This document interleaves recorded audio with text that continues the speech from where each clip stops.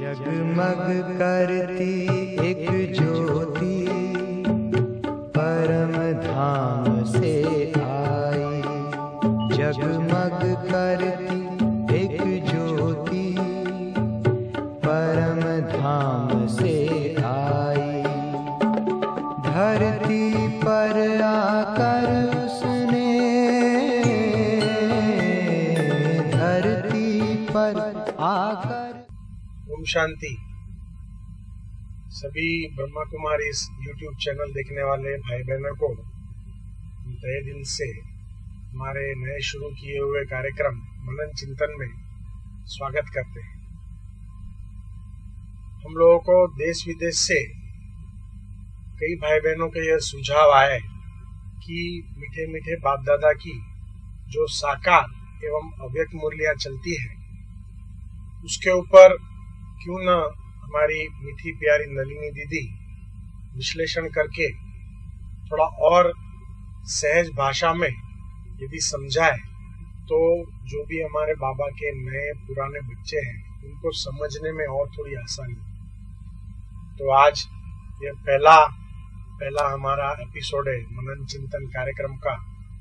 सबसे पहले हम नलिनी दीदी का स्वागत करते हैं। ओम शांति दीदी।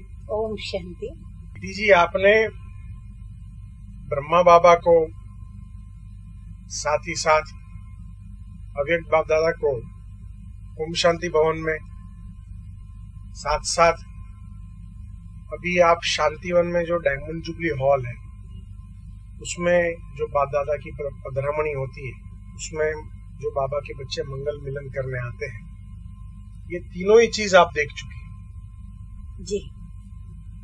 हम चाहते हैं हमारे भाई बहनों को थोड़ा सा दीदी जी संक्षिप्त में यह आप बताएं कि ये तीनों मिलन में क्या फर्क है। जो ब्रह्मा बाबा को आपने देखा ओम शांति भवन में, हमने कई बार आपके अनुभव में सुना है कि बाप दादा की पधरामणी शाम को 7:30 होती थी तो दूसरे दिन सुबह तक पधरामणी रहती थी बाप दादा की।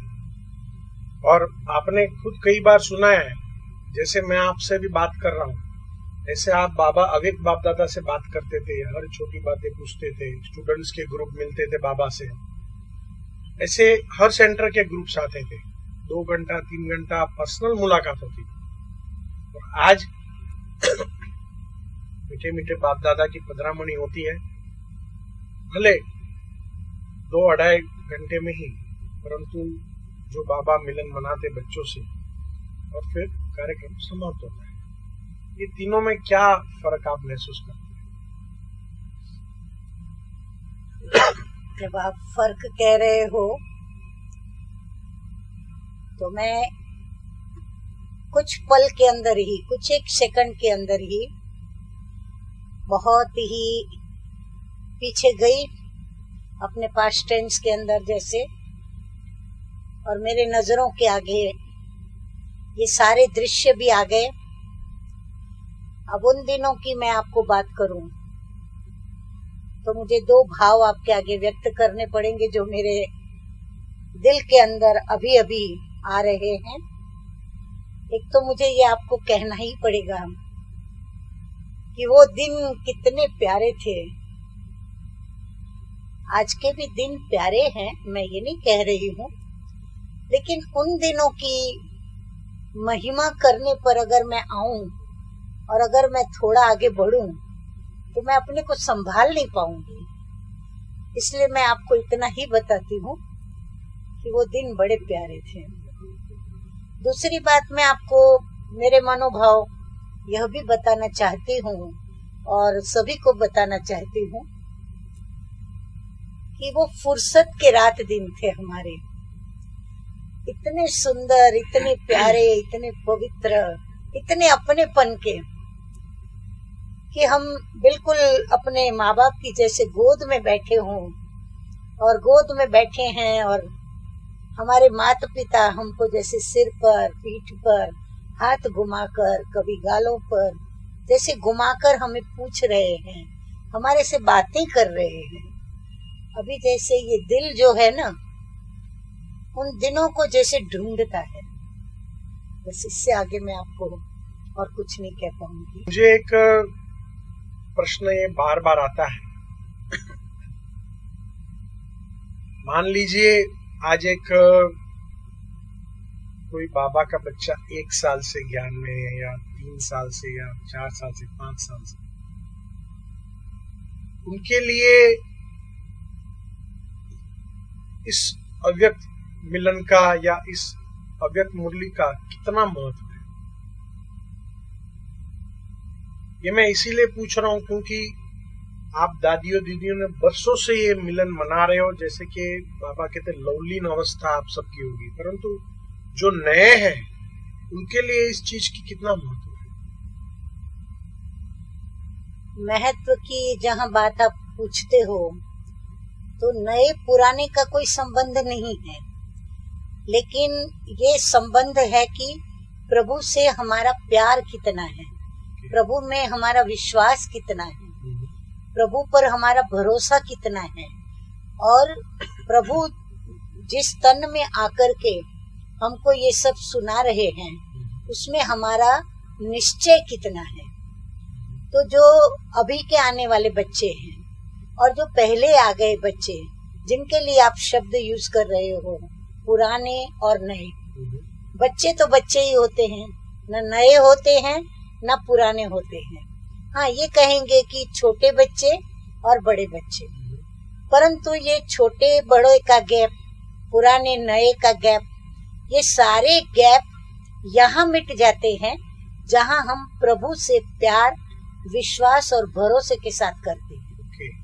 तो भरोसे के आधार पर हर एक अपना सुख ले लेता है। जिनका भरोसा बहुत है और पूरा है, वो थोड़े समय में भी अनेक जन्मों का सुख ले लेते हैं, और भले कोई कई वर्षों से आते हों, सीनियर हों, परंतु यदि उनका भरोसा, विश्वास जो अभी के आने वाले बच्चों जैसा नहीं, तो वो इतने वर्षों के बाद भी वो सुख नहीं ले पाते होंगे जितना सुख आज के आने वाले बच्चे लेते हैं। तो सुना आप सभी ने, ये एक नई बात हम लोगों ने सुनी, क्योंकि अक्सर करके ये आप दादा की मुरली चलती है, परंतु उसके बाद दादियां दीदियां कहती है इसका अभ्यास करना चाहिए, इसमें से पॉइंट्स निकालनी चाहिए, और खुद बाबा भी कहते हैं कि चार्ट रखना चाहिए। तो मैं आज इसी से शुरुआत करना चाहूंगा दीदी जी, कि जैसे हमारे पास जो हाल ही में भारत के पहली बाप दादा की सीजन की जो मुरली अभी चली 2 दिन पूर्व 15 तारीख तो कई चीजें उसमें मीठे मीठे बाप दादा ने कही है, और कई बार ये भी हमें लगता है कि ये चीज तो हमने सुनी थी, 2006 में सुना था, या 2004 में सुना था, या 99 में सुना था, परंतु फिर भी ये बाबा ने कही है। यदि मिसाल के तौर पे मैं आपसे ये पूछना चाहूंगा कि जो मुरली का टाइटल है, स्व परिवर्तन की गति को तीव्र कर संस्कार स्वभाव के समापति का समारोह मनाओ, हर संकल्प बोल और कर्म में ब्रह्मा बाप को कॉपी करो। अब इस टाइटल में ही कई सारे प्रश्न हो जाते हैं, जैसे कि संस्कार स्वभाव। हमारे कई भाई बहनों का ये प्रश्न रहता है कि आखिर भी संस्कार किसको कहते हैं। जैसे मिसला बाबा मुरली में कहते हैं तुम्हें खाना खाते टाइम परमात्मा की याद में रहे। यदि मैं खाना खाते टाइम मुझे बात करने की आदत है, तो क्या ये मेरा संस्कार है? एक होता है मोटे रूप में क्रोध करना, ईर्ष्या करना, इसको तो जब हमने शुरू में तब का ये तो विकार है, 5 विकार, काम क्रोध मोह लोभ। परंतु ये संस्कार जो है तो थोड़ा सा शब्द ही सुनकर लगता है माइन्यूट, छोटी चीज, माइक्रो। इसको कैसे समझे? आपने बहुत ही अच्छा जिज्ञासा वृत्तियों से भरा हुआ और प्रेरक और प्रेरणादायी प्रश्न पूछा, और एक प्रश्न के अंदर आपने बहुत सारी बातों को जानने का यत्न किया है। मुझे खुशी हो रही है। तो मैं 1-2 बातें उसमें से आपको क्लियर करके बता रही हूँ। एक तो बाबा कहते हैं कि आप इस संस्कार स्वभाव के परिवर्तन का समारोह मनाओ। अब समारोह मनाने से क्या मतलब है? बाबा ने ऐसा क्यों कहा कि समारोह मनाओ? है ना, फंक्शन करो, उसका उत्सव मनाओ और उमंग के साथ मनाओ। तो अभी तो मैं आपको शॉर्ट में इतना ही कहूंगी कि परिवर्तन वस्तु ही एक उत्सव है। जैसे देखो, हम अपना बर्थडे मनाते हैं। क्यों मनाते हैं? क्योंकि उम्र का परिवर्तन हुआ।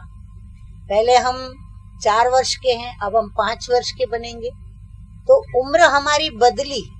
तो जब बदलाव आता है तो वो बदलाव को स्वीकार किया जाता है, और हर बदलाव स्वीकृत करना इसलिए चाहिए कि उसमें पॉजिटिविटी या तो कोई ऐसी नवीनता जीवन के अंदर आनी है या फिर हमको लानी है।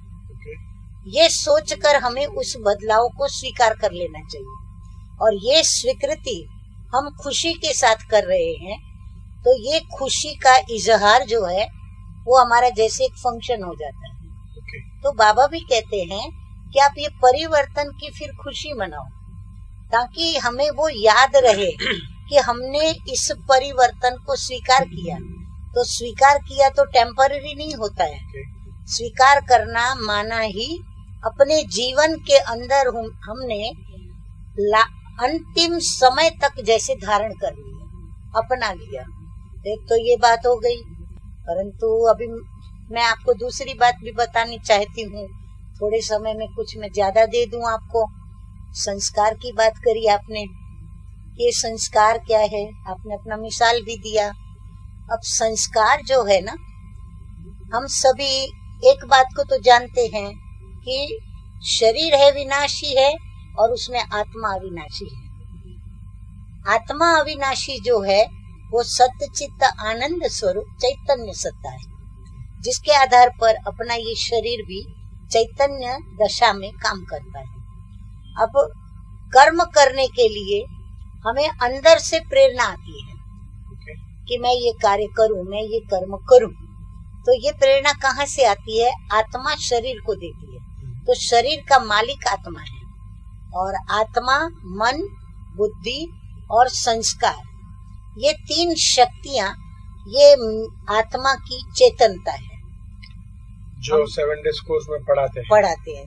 तो जैसे हम पहले विचार करते हैं, संकल्प करते हैं, फिर उस पर बुद्धि है वो निर्णय देती है। निर्णय मिलने के पश्चात ऑर्डर मिलता है कर्म इंद्रियों को कि अब करो। पर करने की शक्ति, तो वो जो कर्म कराने की शक्ति जो है वो है संस्कार। तो संस्कार में जैसे आपने कहा कि मैं जैसे भोजन करते करते बात करता हूँ, तो ये आपने एक अपने अंदर आदत डाली। आप ऊपर से जब आए या शरीर में आत्मा ने प्रवेश किया, तब से आपने कोई भोजन करते करते या माँ का दूध पीते पीते बातें नहीं की, और यदि की तो अंदर ही अंदर आत्मा ने की। फिर जब आप बोलना सीखे तो आपको फिर माता पिता की पालना मिली। तो उन्होंने यदि आपको भोजन के समय ये सिखाया कि भोजन करते करते बातें नहीं करनी है, तो आप धीरे धीरे बातें करते होंगे तो धीरे धीरे आप बंद हो जाएंगे।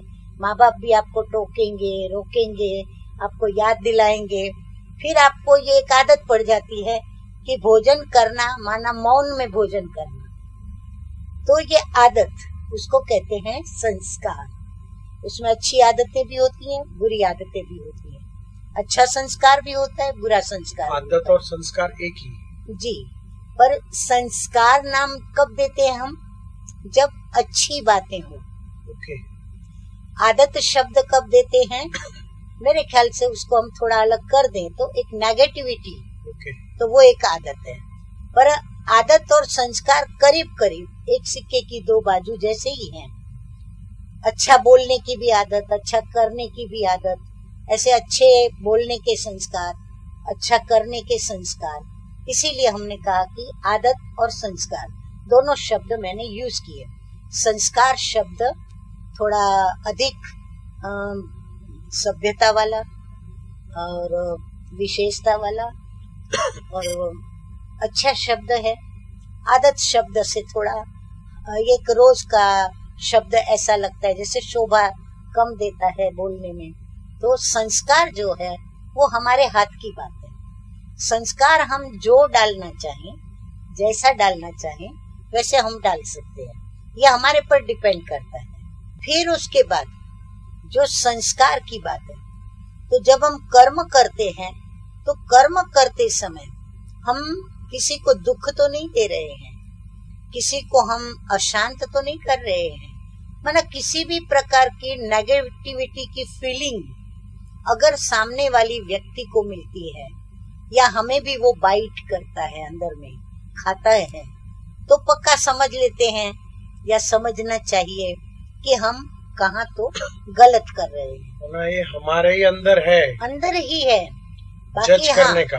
यदि हमारी जजमेंट कमजोर है, हम नहीं इतने अनुभवी हैं, हम इतना नहीं सोच सकते हैं, हम इतना मनन चिंतन नहीं कर पाते हैं, यदि हमारा इतना दिमाग नहीं चलता है, तो फिर हमें बड़ों का सहयोग लेना चाहिए। जैसे हम जो भी यहाँ पर ब्रह्मा कुमारी और ब्रह्मा कुमार हैं, तो हम लोग क्या करते हैं, जो हमारे परम पिता शिव बाबा ने ब्रह्मा बाबा के द्वारा हमको श्रीमत दी है, उनके द्वारा जो हमें बताया है, हम उनको सामने लाते हैं, उनकी बातों को सामने लाते हैं और फिर हम अपने साथ उनको मिलाते हैं कि हम ऐसा कर रहे हैं जो बाबा ने कहा। अगर हम वैसा कर रहे हैं तो हम अंदर में संतुष्ट हो जाते हैं। शायद इसी दृष्टिकोण से क्या मीठे मीठे बाप दादा ने ये बात कही कि ब्रह्मा बाप को कॉपी करो। क्योंकि जो मैंने प्रश्न कहा कि हमको कैसे पता चलेगा, तो क्या इस अनुशन से ये बात कही हुई है कि नहीं पता चलता है तो ब्रह्मा बाबा को देखो। तो प्रश्न ये आता है कि ब्रह्मा बाबा तो है नहीं, पर जैसे हम लोग भी नए नए कुछ साल पहले जब मैं भी आया, या जो भी अभी हमारे जो भी भाई बहने आप जो भी जाते हो सेंटर्स पे, तो ये अधिकतर हम लोगों को तभी कहा गया था कि आप पहले ब्रह्मा बाबा की जीवन कहानी पढ़ो। जैसे अंग्रेजी में आदि देव है, हिंदी में जीवन को पलटा देने वाली अद्भुत जीवन कथा, हर भाषा में। तो वो पढ़ने के बाद थोड़ा सा पता चलता है कि प्रजापिता ब्रह्मा बाबा ने क्या क्या अपना जीवन में सहन किया और कैसे वह संपूर्ण ब्रह्मा की स्टेज तक पहुंचे। पर महज पढ़ने से, या मुझे याद है हमारी दादी मनोहर इंदिरा जी वो हिस्ट्री जो सुनाती थी, तो साक्षात जैसे हमें लगता था हम भी कराची में पहुंच गए। पर पढ़ना सुनना, क्या इससे ब्रह्मा को समझा जा सकता है या और कोई विधि है? नहीं, अवश्य समझा जा सकता है, क्योंकि जो पालना देने वाले होते हैं, यदि वो सामने हैं और पालना दे रहे हैं तो वो थोड़ा सरल सहज जरूर होता है, परंतु इसका मतलब ये नहीं है कि अगर वो स्थूल रूप से, भौतिक रूप से या जिस्मानी रूप से वो हमारे सामने न हो तो वो हमको पालना नहीं दे सकते।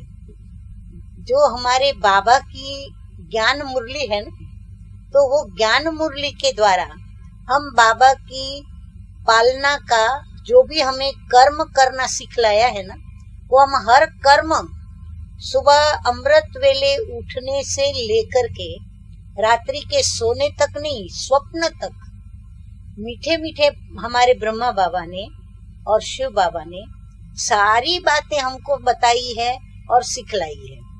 तो हमें वो करके देखना चाहिए। जब हम वो करके देखते हैं तो हमें पता चल ही जाता है कि बाप दादा की पालना क्या चीज है। अब उसके लिए हमें मुरली ध्यान से पढ़नी पड़े, मनन करना पड़े, चिंतन करना पड़े।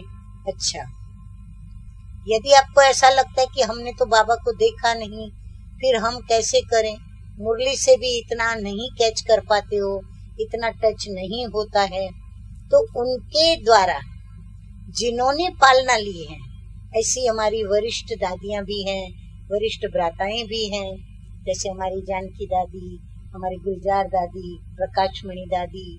ये हम इन्हों को देखें और उनके कर्मों के अंदर जो कदम कदम पर हमको जो पॉजिटिविटी दिखाई पड़ती है, उनके बोल में, उनके नेत्रों में रूहानियत, उनके मस्तक पर चमकती हुई वो आत्मिक स्मृति की फलक, ये सब देखकर और हम उनसे भी सीख सकते हैं। सीखना है तो हम कहीं से भी ऑब्जर्वेशन करके बहुत कुछ सीख सकते हैं और बहुत सारी हम पालना ले सकते हैं। This is for all of you, those who have this question, जिनको बहुत लगता है हमने तो बाबा को देखा नहीं, हमने तो मम्मा को देखा नहीं, तो मैं समझता हूँ she has made it very crystal clear कि कैसे हम सब, चाहे किसी को 2 महीने भी हुए हो या 6 महीने या 1 साल, वो भी ब्रह्मा बाबा का अनुभव कर सकते हैं। जी वैसे तो काफी सारी बात मुरली में कही हुई है, परंतु बार बार ये लोग बहुत सालों से सुन रहे हैं जो एक वर्ड के बारे में, वो वर्ड है समय। भिन्न भिन्न प्रकार से समय के बारे में चर्चा हुई है। समय आपका टीचर नहीं बने, आप समय के टीचर बनो, समय आवे और आप बनो, ऐसे नहीं, आप समय से पहले बन जाओ, समय आपको क्रिएट नहीं, आप समय के क्रिएटर हो, इत्यादि अनेक बातें ऐसी सुनते आए हैं। जैसे इस मुरली में भी जो मीठे मीठे बाबा ने सुनाया कि समय स्व परिवर्तन में, इस समय स्व परिवर्तन में विशेष संस्कार परिवर्तन, स्वभाव परिवर्तन उनकी आवश्यकता है। और जो बाबा ने विशेष से की अंडरलाइन कराई कि समय बहुत तीव्र गति से परिवर्तन, तो ये इस पॉइंट पे बार बार जोर बाबा देते हैं और कई सारी विश्व में और विकेश में भी इस बात की अटकलें होती है कि क्या कुछ होने वाला है। जब ये पॉइंट आती है मुरली में तो थोड़ा सा कुछ होने वाला है क्या मालूम, बाबा ने बोला है कुछ होने वाला है। हालांकि हमें सबको ये बताया हुआ है अचानक का पाठ पक्का करना है, पर न चाहते भी फिर भी ये सबको मुरली के पूरा होने के बाद सबको संकल्प आता है, क्या मालूम कुछ होगा क्या। ये निशानी जो है ना कि हर एक को फिर ये समय का सुन करके विचार आता है कि कुछ होने वाला है क्या, कुछ होने वाला है क्या। वो तो रहा ही है। समय सर्व के साथ, समय प्रति समय वो दिखाता ही जाता है, वो करता जा रहा है और हमें भी ये एहसास दिलाता जा रहा है कि समय के साथ यदि हम अपने कदम मिलाएंगे तो समय हमारा गुलाम बन के रहेगा, माना समय के हम मालिक बनेंगे। पर यदि हम समय के साथ अपने कदम नहीं मिलाएंगे तो इसी समय को लेकर के हमें पश्चाताप करना पड़ेगा और रोना पड़ेगा। पर तो ये सोचना जरूरी नहीं है कि कुछ होने वाला है क्या, कुछ होने वाला है क्या। यदि हम परिवर्तन करें तो जो होने वाला है ना वो हमारी नजरों के आगे आ जाएगा। पर समय का उल्लेख किस संदर्भ में बाबा के द्वारा होता है? समय माना संगम युग या कलि युग? समय कहने के साथ बहुत सारी बातें उससे संलग्न है। एक तो हमारे स्व परिवर्तन के साथ भी समय का जुड़ना है, दूसरा परिस्थितियों का भी समय के साथ जुड़ना है, तीसरा विश्व के अंदर प्रकृति की जो हलचल हो रही है उसके साथ भी उसका संबंध है। फिर जो युग परिवर्तन हो रहा है, जिस कार्य के लिए परमपिता परमात्मा सृष्टि पर अवतरित हुए हैं और जो कार्य दिव्य कर रहे हैं, उसका भी बहुत गहरा संबंध है। और फिर जो संगम युग पर जो कार्य हमारा विश्वविद्यालय के हेडक्वार्टर द्वारा चल रहा है, तो उसकी व्यवस्था में, उसके आयोजन में भी क्या कुछ परिवर्तन होने जा रहा है। कई बातों का संबंध है इसमें। अब हमें ये देखना है कि हमें किस बात का इंतजार है। हम कौन सा समय सोच रहे हैं? स्व के परिवर्तन के समय का सोच रहे हैं, विश्वविद्यालय के किसी परिवर्तन के विषय में सोच रहे हैं, या फिर हम प्रकृति के परिवर्तन का सोच रहे हैं, या सृष्टि के परिवर्तन का, या युग के परिवर्तन का? ये सब मनन मंथन करना पड़े। इसलिए देखो, आपको मुरली में आया होगा कि आपस में बैठ करके आप मनन चिंतन करो और ये बात भी सोचो कि क्या चाहते हैं। तो पहले तो हमको यही सोचना होगा कि बाबा क्या चाहते हैं। तो बाबा ने अभी मुरली में जो हमारा ध्यान खिंचवाया है वो सभी बातों को लेके खिंचवाया है। युग परिवर्तन का समय भी नजदीक आ गया है, प्रकृति की हलचल भी अभी अपना उग्र रूप, जैसे बाबा ने कहा तीव्र पुरुषार्थ, ऐसे प्रकृति भी अपनी तीव्रता दिखाने पर आ गई है।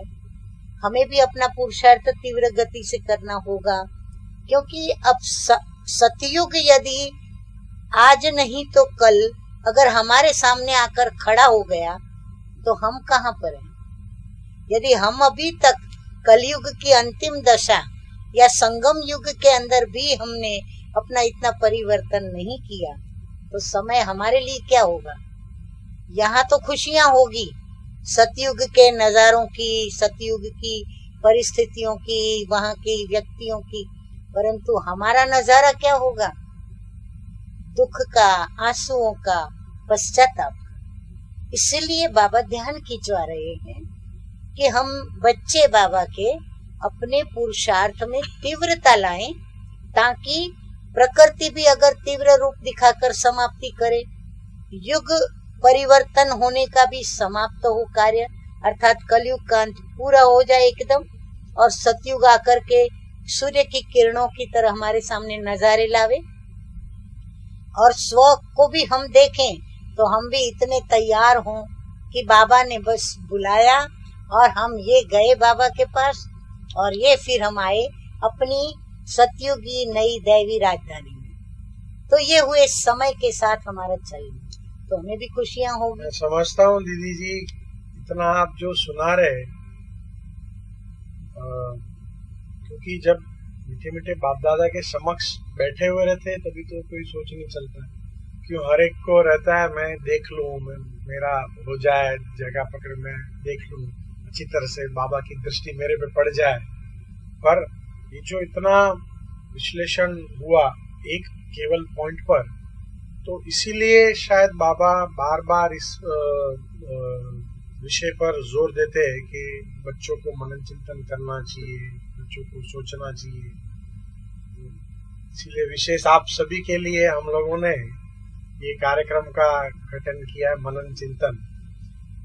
मैं देख रहा हूँ नलिनी दीदी बहुत गहरे गहरे राज हम लोगों को सुना रही है, जिसके बारे में हम लोग वैसे भी मुरली सुन लेते हैं, परंतु समय निकाल के सोचना पड़ता है। ये काम ऐसा है निकुंज भाई, हम ये सब बातें सोचेंगे, सारी बातों को लेकर के सोचेंगे तो बहुत स्पष्ट समझ में आता है कि बाबा हमको क्यों कह रहे हैं। क्योंकि हमारे संस्कारों का और स्वभाव का यदि हमने परिवर्तन नहीं किया तो हमारा समय जिन खुशियों को लेना चाहिए, हमारा समय जिन कर्मों की प्रारब्ध को भोगने का है, हमारे भाग्य की रेखाएं जो चमक कर हमें इनवाइट कर रही हैं, हमें हमारा स्वागत करने के लिए खड़ी हैं, तो हमें दूर से ही फिर उनको देखना पड़ेगा। तो इसीलिए हम अपने स्वभाव संस्कारों को बदल नहीं रहे हैं ना, तो हमारा भाग्य हमको खींच रहा है। हमारा भाग्य क्या है? भाग्य विधाता मीठे मीठे शिव बाबा ने हमारा भाग्य क्या बनाया? हमारा भाग्य बनाया है हम सब मीठे मीठे शिव बाबा के बच्चे सतयुगी दुनिया के महाराज कुमार, महाराज कुमारी और श्री लक्ष्मी नारायण के राज्य के हर एक मनुष्य देवी और देव समान है। तो वो इंतजार कर रहा है। आपने ये बात कह के थोड़ा हम सबके अंदर ये भय पैदा कर दिया। क्या ऐसा भी हो सकता है अगर संस्कार परिवर्तन नहीं करेंगे तो दूर से ही देखना पड़ेगा? फिर जरूर देखिए जैसा पुरुषार्थ वैसी प्रारब्ध। यदि तीव्र पुरुषार्थ करके अगर हमने अपने अंदर महाराजा महारानी श्री लक्ष्मी श्री नारायण पूज्य देवता देवी समान संस्कार स्वभाव बनाए, तब तो हम अपनी राजधानी में राज सिंहासन पर होंगे, राज तिलक लगेगा। और यदि हमने अपना परिवर्तन नहीं किया तो हम दूर से प्रजाजन बन करके और राजा रानी के दर्शन करेंगे, तो हम दर्शनार्थी हो जाएंगे और वो दर्शन देने वाले दाताएं पूज्य होंगे। कितना अंतर हो जाएगा। तो सुना सभी ने। निकुंज भाई सोचिए, प्राइम मिनिस्टर आवे तो लोग रोड पे खड़े होकर के उनको देखने के लिए ऐसे ऊपर नीचे होते रहते हैं, और प्राइम मिनिस्टर के साथ जो बैठा हो, जो ऐसे ऐसे करने वाला हो, उसके नशे में और रोड पे खड़े रह के देखने वाले के नशे में फर्क तो होता है कि नहीं होता है। समझता हूँ हम सब तो जरूर यही चाहते हैं कि नहीं, हमारा भाग्य जो बाबा बनाना चाहता है वही बने। आगे नलिनी दीदी से चर्चा जारी रहेगी, तब तक देखते रहिए मनन चिंतन। घोर अंधेरे को उसने सवेरे में बदल डाला, बुझाई प्यास हर मन की अमृत दे के निराला। घोर अंधेरे को उसने सवेरे